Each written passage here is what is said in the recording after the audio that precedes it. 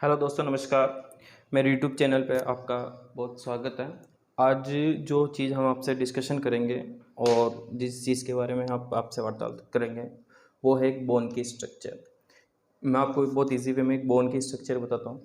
पहले हम एक लॉन्ग बोन की बात करते हैं कि लॉन्ग बोन में ऐसे ऐसे क्या पार्ट्स मौजूद होते हैं आपकी हड्डी के अंदर।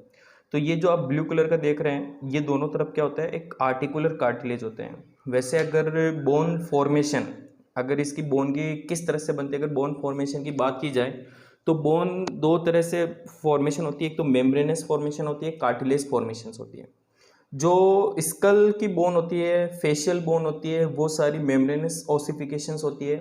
और बाकी जो स्कल के नीचे नीचे होती है वो सारी कार्टिलेज फॉर्मेशंस होती है, केवल क्लेविकल को एक्सेप्ट क्लेविकल, क्योंकि क्लेविकल जो होती है वो मेम्ब्रेनस फॉर्मेशंस की होती है। तो ये आर्टिकुलर कार्टिलेज है, जहाँ से दूसरी बोन इससे क्या होती है कि आर्टिकुलर यानी जॉइंट होती है। ये जो दोनों बोन के पार्ट है प्रोक्सिमल, ये प्रोक्सिमल पार्ट, ये डिस्टल पार्ट। प्रोक्सिमल जो बोन से जुड़ता है जिसे हम प्रोक्सिमल कह देते हैं, तो ये प्रोक्सिमल एपिफाइसिस है, ये डिस्टल एपिफाइसिस है।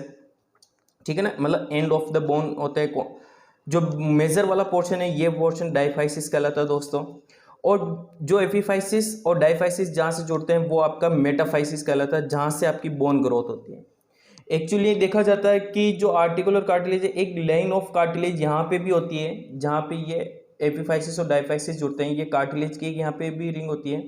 ये क्या होता है दोस्तों, ग्रोथ हार्मोन के जो सीक्रेट होता है, ये केवल कार्टिलेज ओनली ड्यूरिंग, जब आपकी चाइल्डहुड में ही मौजूद होता है। जब ग्रोथ हार्मोन के इन्फ्लुएंस में ये क्या होता है कि थिक होने लग जाता है। फिर धीरे धीरे क्या होता है कि ये कैल्सीफाई होकर बोन में कन्वर्ट हो जाता है, क्योंकि बोन जो ग्रोथ होती है वो इसी से ग्रोथ होती है, तो इसे मेटाफाइसिस कहते हैं। फिर ये धीरे धीरे क्या होता है कि एक 18 से 21 साल बाद जब ये ग्रोथ हो जाती है कंप्लीट बोन, तो एक लाइन रह जाती है जिसे अपन क्या कहते हैं, एपिफाइसिल लाइन कहते हैं। फिर ये ग्रोथ, आप कितना ही ग्रोथ हार्मोन इसमें अगर दे देते हैं तो ये फिर ग्रोथ नहीं करती बोन। तो ड्यूरिंग चाइल्डहुड जो ग्रोथ होता है ये मेटाफाइसिस के यहाँ से एक आर्टिकुलेज कार्टिलेज होता है, वो ग्रोथ हार्मोन के इन्फ्लुएंस से ये ग्रोथ होता रहता है। अगर हम इस डाइफाइसिस में बात करें तो एक लॉन्ग नैरो स्पेस इसमें केविटी होती है, जिसे अपन येलो बोन मेडुलरी केविटी कहते हैं। इस मेडुलरी केविटी में दोस्तों येलो बोन मेरो भरा रहता है। और यहाँ की बात करें तो यहाँ पे दोस्तों एक जो रहता है कॉर्नर पे एपिफाइसिस में, इसे स्पंजी बोन कहते हैं। इसमें ट्रेब्यूकुलाई मतलब एपिफाइजल के टुकड़े पड़े रहते हैं इसे। और इसके अंदर रेड बोन मेरो भरा रहता है। रेड बोन मेरो की जैसे कि दोस्तों आपको पता है कि वो रेस्पॉन्सिबल होता है आपके ब्लड सेल्स को फॉर्मेशन करने में, आरबीसी, डब्ल्यूबीसी, प्लेटलेट। एक फन फैक्ट और प्लेटलेट, एक फन फैक्ट है कि भी ये जब चाइल्डहुड होते हैं तब ये क्या होता है कि ये येलो बोन मेरो उस समय नहीं होता, ये येलो बोन मेरो उस समय पहले रेड बोन मेरो होता है। क्योंकि चाइल्डहुड में आरबीसी फॉर्मेशन बहुत ज़्यादा होता है, ब्लड सेल्स फॉर्मेशन होता है, तो ये as a red bone marrow काम करता है। फिर धीरे धीरे क्या होता है कि जैसे आप एडल्टहुड में कन्वर्ट होते हैं तो ये येलो बोन मेरो हो जाता है, जो एडिपोसाइट्स फैट सेल्स बनाने का काम करता है।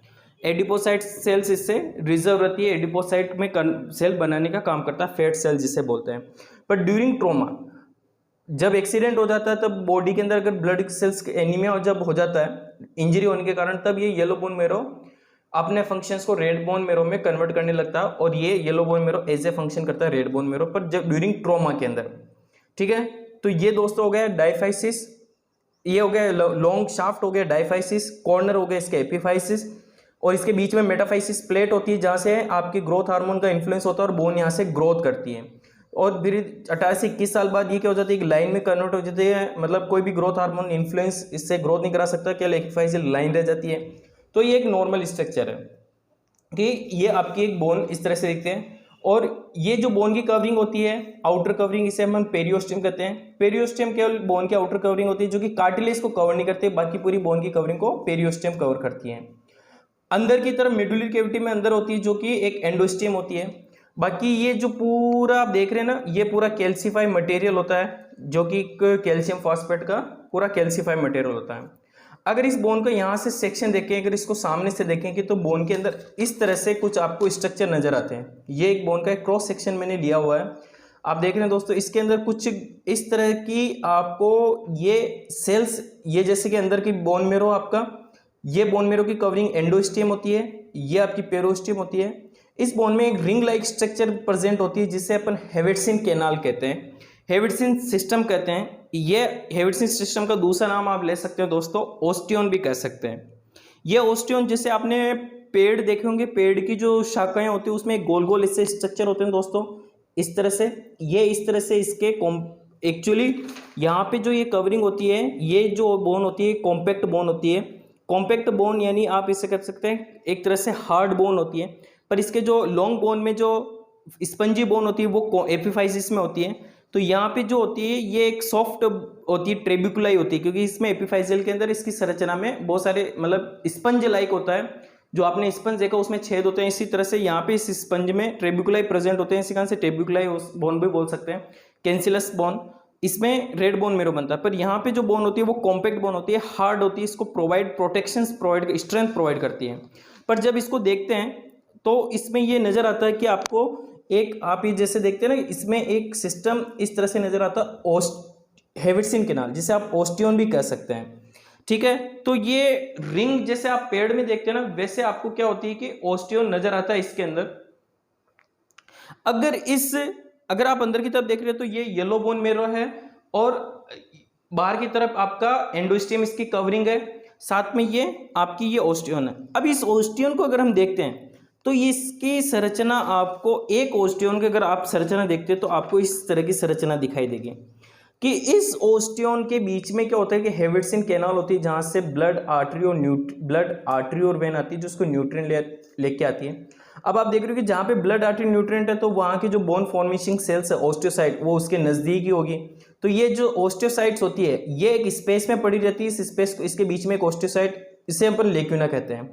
क्या कहते हैं दोस्तों कि एक, क्योंकि जहां आर्टरी और न्यूट्रिएंट्स लेके आ रही है आर्टरी और वेन, वहीं उसके आसपास क्या होगी, उसकी सेल्स होगी। तो इस सेल जो जिसमें पड़ी रहती है वो क्या कहलाता है, एक ओस्टियोसाइट, एक लेक्यूना में पड़ी रहती है, तो उसे एक लेक्यूना कहते हैं। क्योंकि आप जब बुक पढ़ते हो तो उसमें कंफ्यूज हो जाती है कि लेक्यूना और लेमिला क्या है।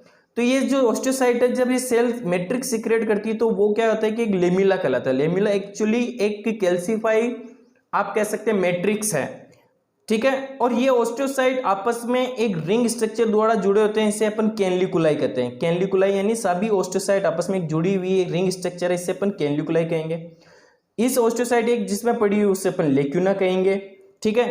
और ये बीच में आपका ये पूरा हेविडसन कैनाल होती है, जिसमें आर्टरी और वेन होता है। इस पूरे सिस्टम को अपन क्या कहते हैं, हेविडसन सिस्टम कहते हैं, या ओस्टियन कहते हैं। कि भी ये कॉम्पैक्ट बोन में ओस्टियन बहुत सारे सेल्स पड़े होते हैं। इस एक ओस्टियन को देखेंगे तो आपकी बहुत सारी इसमें ओस्टियोसाइट सेल्स होती है, जो कि लेक्यूना में पड़ी रहती है। इस ओस्टियोसाइट सेल के द्वारा जो मैट्रिक्स सीक्रेट होता है, मेनली कैल्शियम और फॉस्फेट का हार्ड मटेरियल होता है, वो एक लेमिला ही होता है, लेमिला होता है, जिसे आप कह सकते हैं सेल मैट्रिक्स कह सकते हैं। ये जो ओस्टियोसाइट आपस में लेक्यूना जो कवर है, वो एक कैनलिकुलाई से क्या होता है, रिंग टाइप स्ट्रक्चर आपस में बंधे होते हैं, ताकि ये क्या करते हैं, न्यूट्रिएंट्स आपस में एक दूसरे को प्रोवाइड करते रहते हैं कैनलिकुलाई के थ्रू। अगर इस डायग्राम को आप यहाँ देखेंगे सभी को, तो आपको इसमें इजीली समझ में आ जाएगा कि कैसे किस तरह से समझा कर। जैसे ये मेडुलर कैविटी आपका, ये क्रॉस सेक्शन यहाँ से आप देखिए कॉम्पैक्ट बोन, ये स्पंजी बोन है, ये बीच में, क्योंकि स्पंजी बोन यहाँ पे रेड बोन मेरे ऊपर होता है, ये बीच में कॉम्पैक्ट बोन होती है। ये इसका आपका मैंने डाइफेसिस बता दिया, ये डिस्टल एपिफाइसिस, ये प्रोक्सिमल एपिफाइसिस होता है, ठीक है ना दोस्तों। और ये आर्टिकुलर कार्टिलेज है, ये एपिफाइसिस लाइन है जहां से आपकी ग्रोथ करती है, पर 21 साल बाद क्या होता है, ये एक लाइन में कन्वर्ट हो जाती है। फिर यहाँ कितना ही ग्रोथ हार्मोन आप बोन में जाएगा, इसमें कोई फर्क नहीं पड़ेगा। अगर आप इसकी ये देखते हैं ना, देखो ये जो मैं बता रहा हूँ, अगर यहाँ का एक क्रॉस सेक्शन ले तो ये देख रहे हैं ना, ये सारी क्या है, हेविडसन कैनाल है, ठीक है। हेविडसन कैनाल एक दूसरे से आपके एक कैनाल से जुड़ी रहती है, जिसे वॉकमैन कैनाल कहते हैं। This canal is Haversian canal is attach to, आपको मैंने ये डायग्राम बताया ना, क्योंकि जो दो ओस्टियन आपस में जुड़ती है ना, ये एक वॉकमैन कैनाल है। अगर आप इस डायग्राम में भी देखेंगे तो ये जो हेविडसन कैनाल है, ये जो जा रही है ना दूसरे ओस्टियन के पास, ये यहाँ पे एक और ओस्टियन है, इससे अपन क्या कहेंगे, वॉकमैन कैनाल होती है, जहां से ब्लड आर्टरी और वेन दूसरी जगह से क्रॉस होती है, ठीक है ना। ये देखिए, ये लिखा हो ना, प्रोफोरेटिंग वॉकमैन कैनाल होती है। ये हेविडसन कैनाल होती है जो इसके लॉन्गिट्यूडनल चलती है, ये इसके वर्टिकल चलती है। अब आप देख रहे हैं कि ये जो देखो लेमिला यानी कैल्सीफाई मटेरियल है। अब आप इसमें मैंने बताया सर्कमफ्रेशन लेमिलाई, और ये होती है सिलेंड्रिकल लेमिलाई।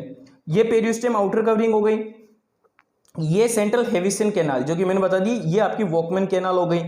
ये ब्लड वेसल जा रही है आपके अंदर, इसके अंदर आप देख लीजिए, ये अंदर का पार्ट स्पंजी बोन है, बाहर का पार्ट कॉम्पैक्ट बोन है, क्योंकि ये आपको अगर लॉन्ग बोन की बात करें तो स्पंजी बोन कॉर्नर पे होते हैं, कॉम्पैक्ट बोन होते हैं, पर जब फ्लैट बोन की बात करते हैं तो कॉम्पैक्ट बोन इस तरह से होती है, बीच में स्पंजी बोन होती है, बाहर कॉम्पैक्ट बोन होती है।